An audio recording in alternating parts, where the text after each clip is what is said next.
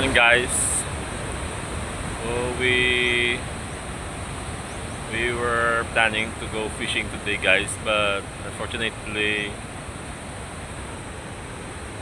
uh, it's impossible to fish right now because of the water is very high today. At masyadong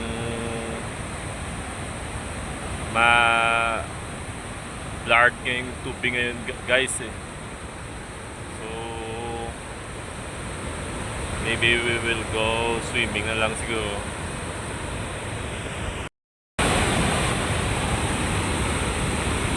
So this is the situation right now guys here at our fishing spot, and the water is too high guys. So and nobody fishing right now guys. So but we have a friend here checking his fish trap.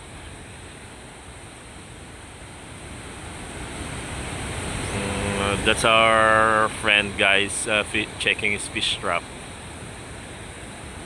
And other than him, no other anglers around here today. So guys, we will go to a swimming place right now and continue our adventure today.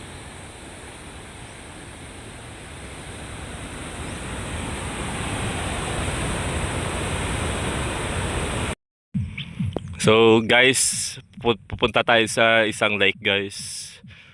Dito na ako ngayon, and I still have to walk some few kilometers, and this is the surroundings around here where I am right now.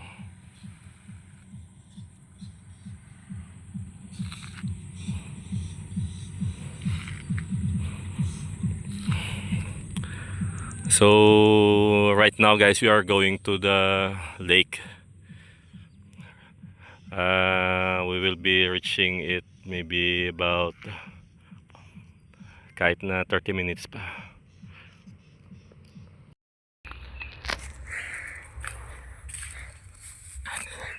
Guys, we are nearing the swimming place guys. Malapit na tayo guys sa swimming place. Masyadong maraming kahoy dito guys, and as you can see the surroundings guys, full of trees and vegetation.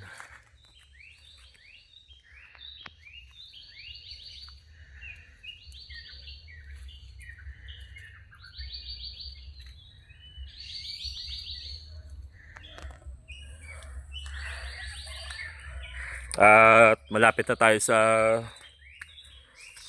swimming place guys. Init ng pakiramdam ko guys eh. Layo ng hinay ko. So papalamig muna tayo dun sa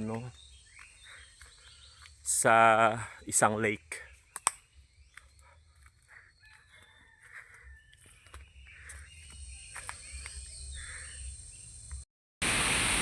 So guys, di na pala accessible yung lake na to for swimming kasi private property na pala guys. Tsaka marami na lagyan nila ng ano pala guys, ng bakod to.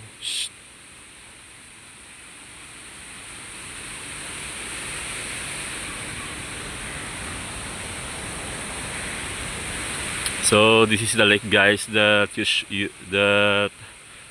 to be a swimming place by a lot of people, but now this is not allowed to be not allowed for swimming by maybe the owner or the management of this property. So they put fences on this swimming place or lake.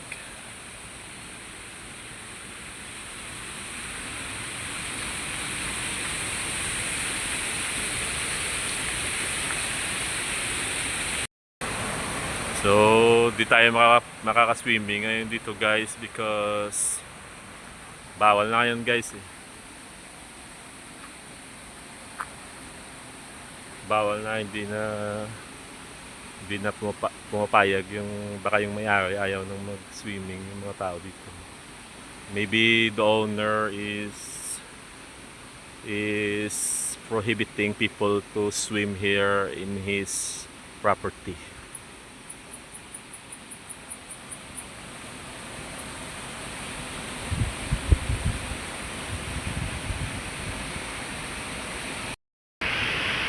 So sayang guys, we cannot swim in this place anymore.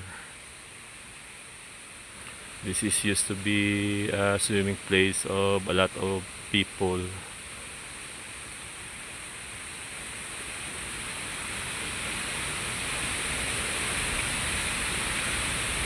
But no longer accessible.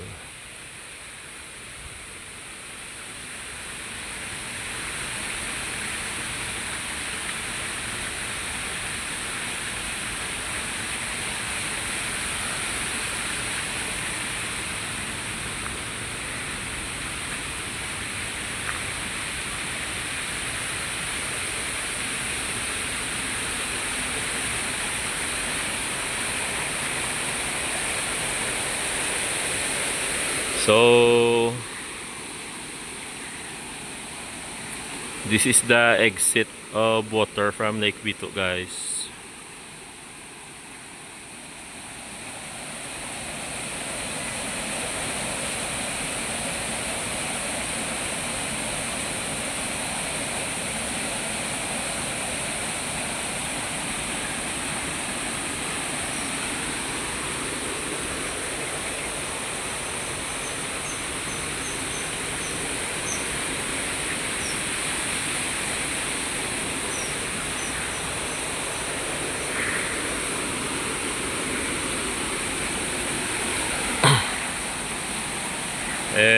We can see a lot of vandals here on a tree.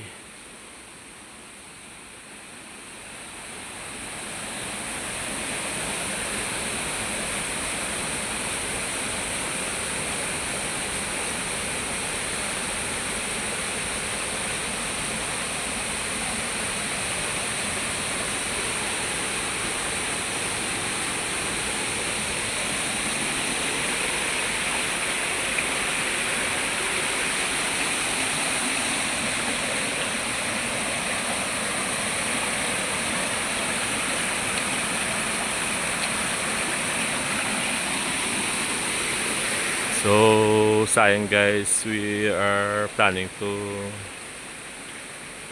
take a dip in the water because we feel so hot right now, but unfortunately we are not allowed to be swimming here. We are not allowed to swim even other people by the management.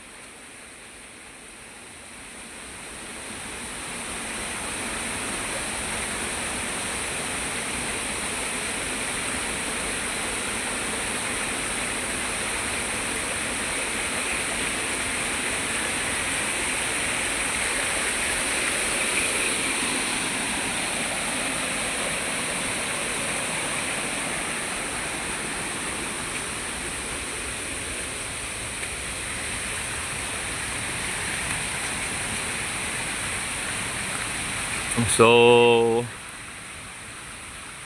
maybe ano guys, you can comment on the sections below what can you say about or reaction about this closing of this lake where you people used to go swim here. What's your reaction, guys? Your feelings that you cannot swim here anymore? So I myself, I cannot swim here even just a few minutes anymore. And sayang, guys, ang ganda ng, sana maligo dito sa lake, guys. Tapos guys, oh, yung mga isda, yung mga tilapia makikita doon, oh, nagsiswimming.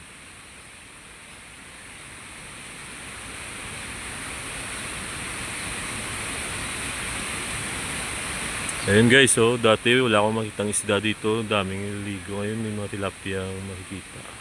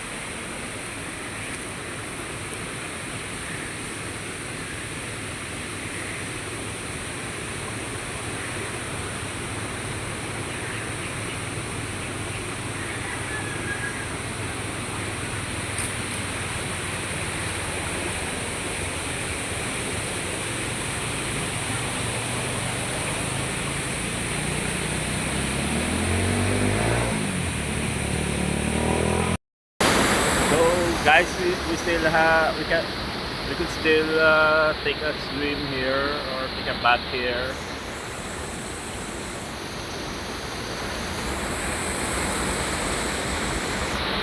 Ano kasi guys, yung main lake guys, lake dito, sabi ng isang local na pinatupunan daw ng mga, yung ibang tao pinatupunan daw ng mga basag na bote, kaya daw binawalan ng may-ari yung pag-swimming doon. Kasi yung iba uminom tapos sinatapunan ng basag na bote. So yung alternative guys, another option is to swim here or take a bath here sa exit or where the water is released from the main or the lake. Dito lumalabas yung tubig. So dito pwede tayo makapagpalamig. Tayo guys ha. Dito tayo. Woo! Lamig yung tubig guys.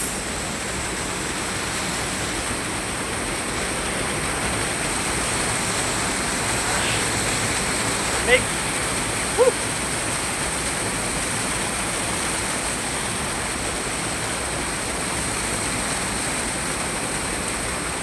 Saka pala guys.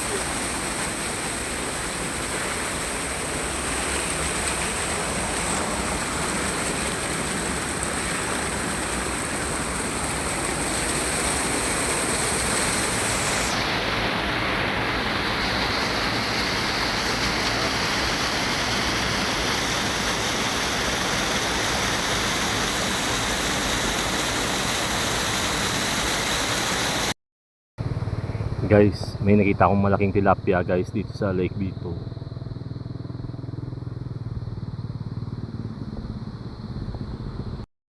Malalaking tilapia guys.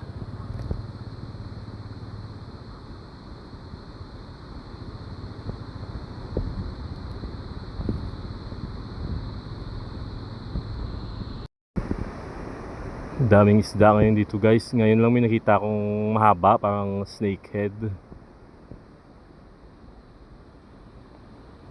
Kaso lang nagtago kagad.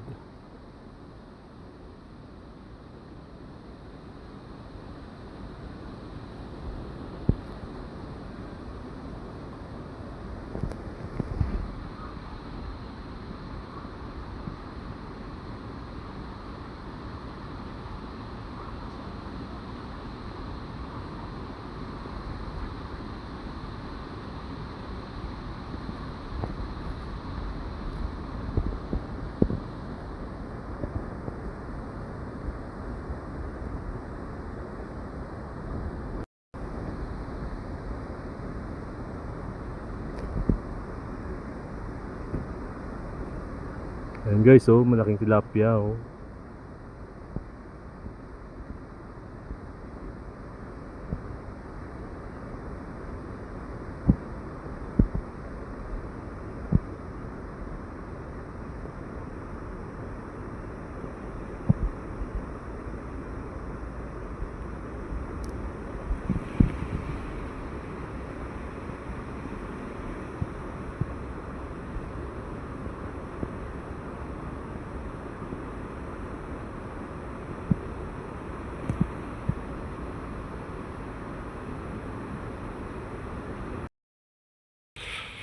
Guys, grabe, may nakita akong malaking snakehead, guys. Laki talaga, guys. So lang nagtago ka agad dun sa ano, lalim ng lumot. Tapos may mga tilapia.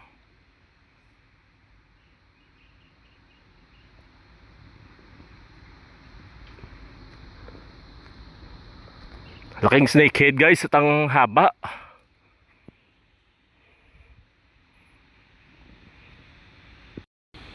Tae ng snakehead, guys, oh, ayun, oh. Kaso lang layo.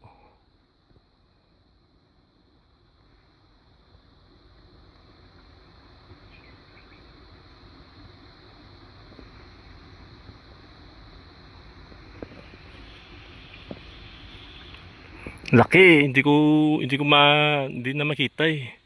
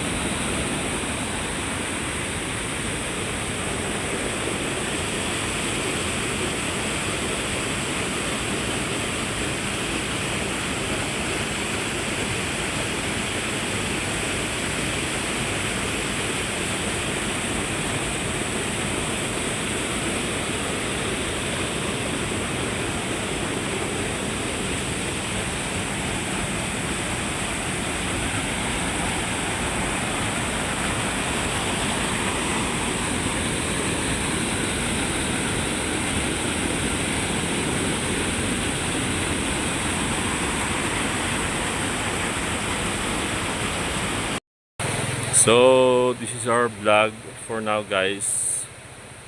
Lake Bicto is no longer available for swimming, guys. And today is October 2, I think. October 2, 2025.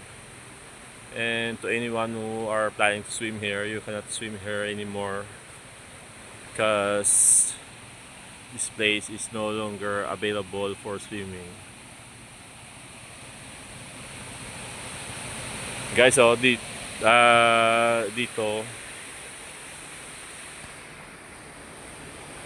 na lang, guys, sa labasan ng tubig sa where water is released from the lake. This is available for for swimming, guys.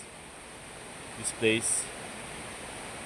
place is the option for swimming here if you go here Lake Bito, because the main lake is no longer accessible for swimming. But if you come here disappointed, you can swim here in this